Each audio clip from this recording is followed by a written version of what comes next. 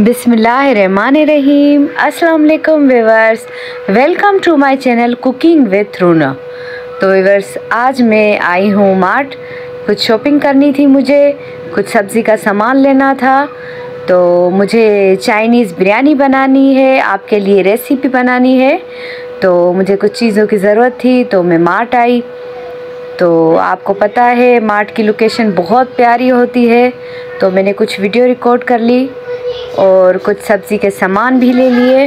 तो चाइनीज़ बिरयानी में तो मुझे बहुत कम क्वांटिटी में चीज़ें चाहिए थी, लेकिन मैंने फिर भी तकरीबन 1 केजी या 1 केजी से ऊपर ले ली थी। मैंने कहा सब्ज़ियाँ फ्रिज में पड़ी रहेंगी, तो ये है कि आइडिया आ जाता है कि आज क्या पकाना है। वैसे तो बहुत बड़ा मसला होता है कि क्या पकाना है, लेकिन अगर फ्रिज में चीज़ कोई ना कोई अवेलेबल हो तो समझ आ जाती है।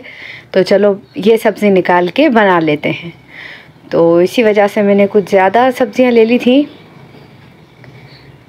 और ये बालात साहब बार बार तंग कर रहे थे कि मुझे ये लेना है, ये लेना है।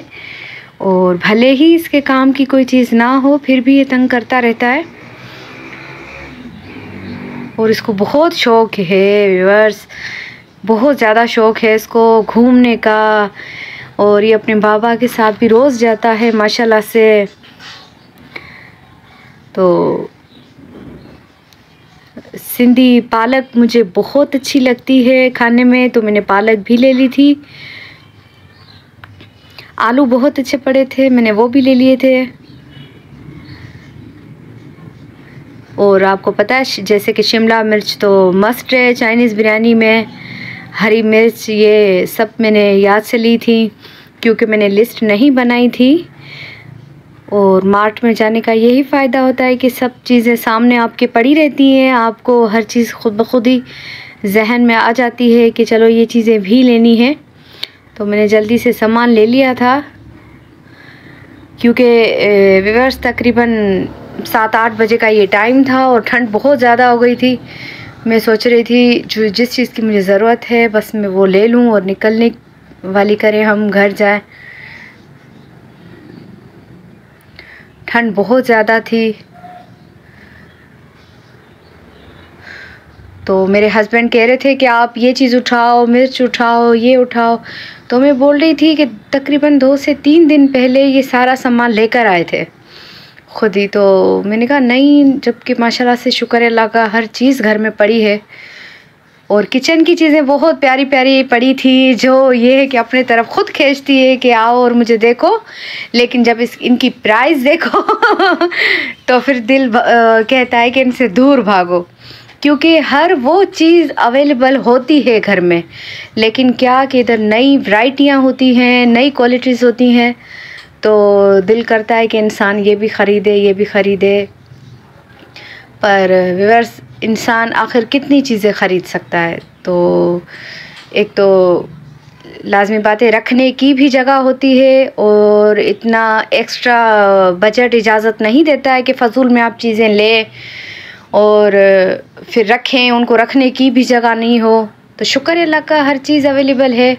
बालाज ने ज़िद की थी ट्रेन के लिए, तो इनके बाबा ने इनको ट्रेन दिला दी थी।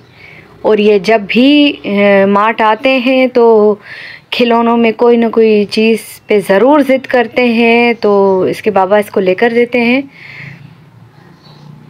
तो माँ बाप बस बच्चों को खुश देखना चाहते हैं। बहुत ये है कि सोचना पड़ता है कि चलो बच्चे ज़िद कर रहे हैं, ये भी लेकर दे दो।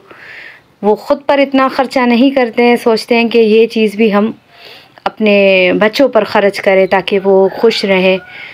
बस परवरदिगार इनको नेक बनाए, इनके नसीब अच्छे करे अल्लाह ताला, इनको कामयाब करे परवरदिगार।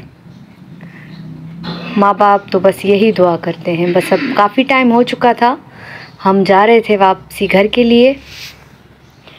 और बालाज को बहुत बेचैनी थी कि मैं अपना जो ट्रेन है वो उसको मैं खोलूं और मैं चलते हुए ट्रेन को देखूं कि कैसे चलती है।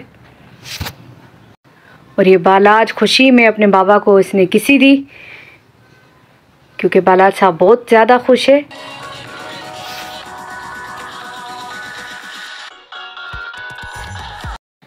तो व्यूअर्स, अगर आपको मेरे व्लॉग्स, मेरी कुकिंग्स पसंद आती हैं तो प्लीज़ मुझे कमेंट्स बॉक्स में ज़रूर बताइएगा। मेरे चैनल को लाइक करना, सब्सक्राइब करना और शेयर करना हरगिज़ नहीं भूलिएगा। इसी के साथ मैं चाहती हूँ आपसे इजाज़त। अल्लाह हाफ़िज़।